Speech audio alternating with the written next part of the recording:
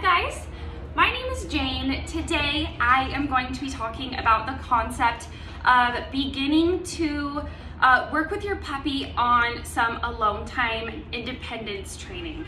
So basically, especially right now, it's really important to be practicing this with your puppy. So I'm just going to demonstrate with Willie today how you can start this out at home.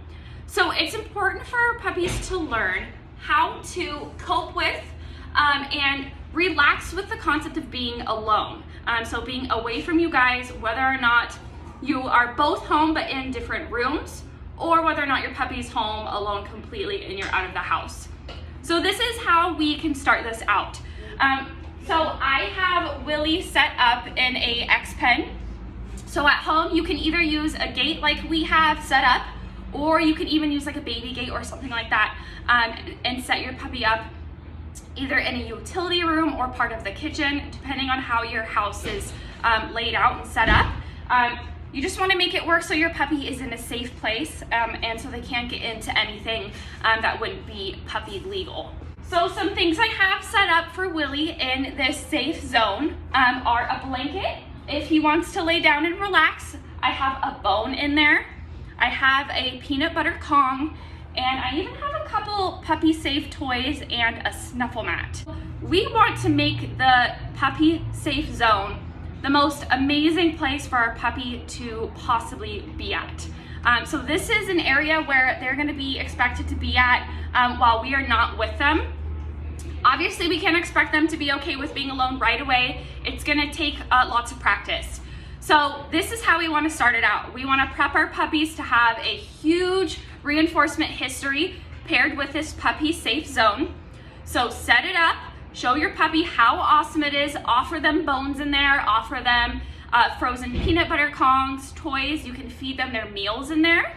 And you want to frequently offer your puppy really high value items in that puppy safe zone, because we're going to expect them in the future to be able to settle in there just like Willie is right now. So once your puppy is showing you that they are loving it in there and that they can settle and pay attention to their own items in there without needing your help or without needing you to be close by, we can start our practice, our gradual alone time training.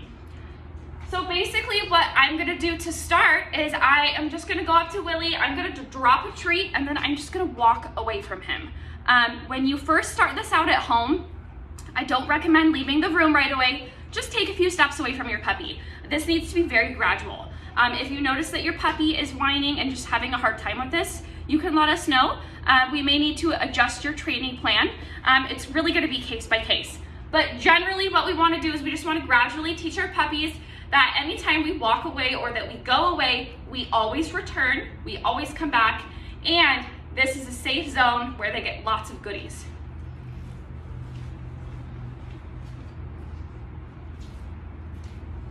Now, when you go and drop a treat to your puppy or when you return to them, I would not recommend getting super excited and giving them lots of high-pitched tone and praise. You want to keep it pretty mellow.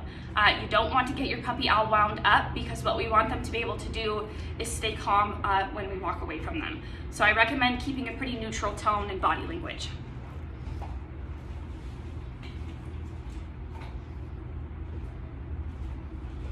Okay, so we're just gonna repeat this over and over again, and this is something that I want you guys to do at home.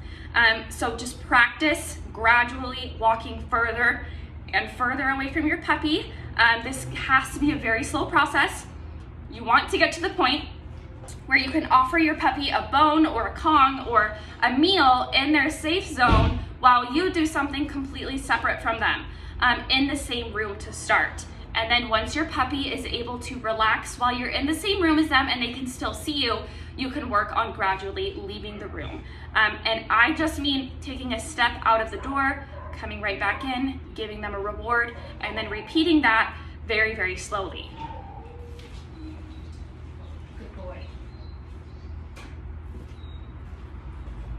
Hopefully we can get to the point where we can make this safe zone so valuable to the puppy, to the point where they would rather be in their safe zone than even be worried about where we're at in the house.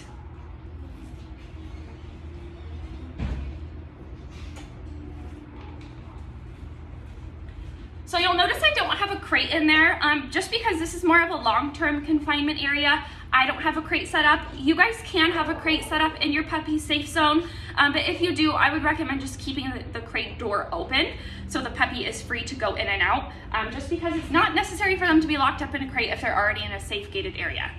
Now you'll notice that Willie is chewing on his bone. He's being a very good boy. So I'm gonna go over there and I'm gonna give him one more treat.